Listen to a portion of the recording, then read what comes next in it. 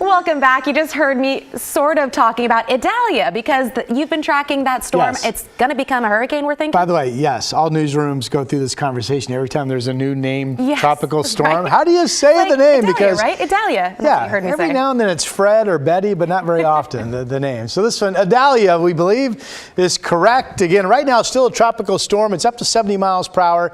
It is expected to become a hurricane likely later today, and they're getting rain bands over western Cuba there right now. Here is that track I showed you before the commercial break, and these are the numbers of the hurricane strength. Category 1 storm, Category 2. Here it is Tuesday overnight into early Wednesday morning. This shows a Category 3 storm with 115 mile per hour sustained winds right around the eye wall when it makes landfall. Now right now it's expected to hit up around the Florida Panhandle, but everybody on this Gulf Coast side of Florida, I'm sure, is under the gun and watching this carefully.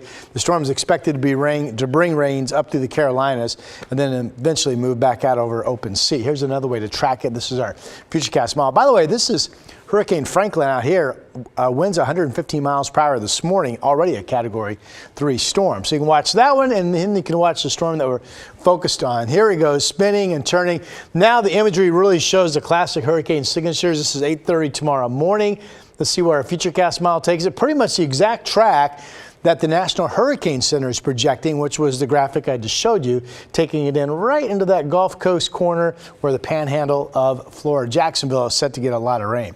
Okay, here at home, cloudy skies still out there on the west side, and the clouds are producing a little bit of light rain. Basically, as I said earlier in the show, the marine layer tries to lift up. As it does, it kind of wrings out a little bit of moisture. It's patchy. It's tough to tell when that's going to pop up or when it could end. Upper level low setting offshore eventually will get us into some measurable rainfall, but for now it's just low clouds kind of toying with us and producing some rain spritzes. Some golfers out there at the Reserve Vineyards and Golf Club in Aloha, that's the west side. Out in Gresham off of Powell, just as cloudy. So east to west, everybody's cloudy. Here are the temperatures, and they're about the same with everybody seeing the same sky condition. It's only 60 out in Happy Valley. That particular gauge is at 1,000 feet. It's only 59 in Silverton. It's 66 in Salem, Kaiser, and McMinnville at the noon hour. Notice Futurecast at 4 p.m.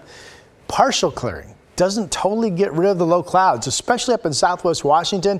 We could have areas that don't clear today. And if that's the case, you'll be doing well just to get up into the 70s for a high temperature. Here's tomorrow morning. Now here's the scattered shower threat, the specks of green that we've been talking about. There are the showers. Futurecast likes a little ripple, some picked up activity tomorrow afternoon. It wouldn't be much. Tomorrow's rain projections anywhere from a trace to maybe up to about 5/100ths of an inch, which is what this shows.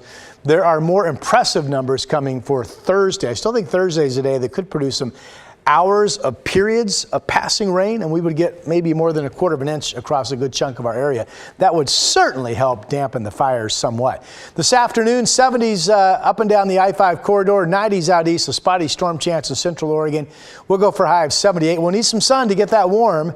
Look at Thursday, 71 and rain, and staying comfortable into the Labor Day upcoming holiday weekend. Christine? Yeah, love in that forecast. Thanks, Rod.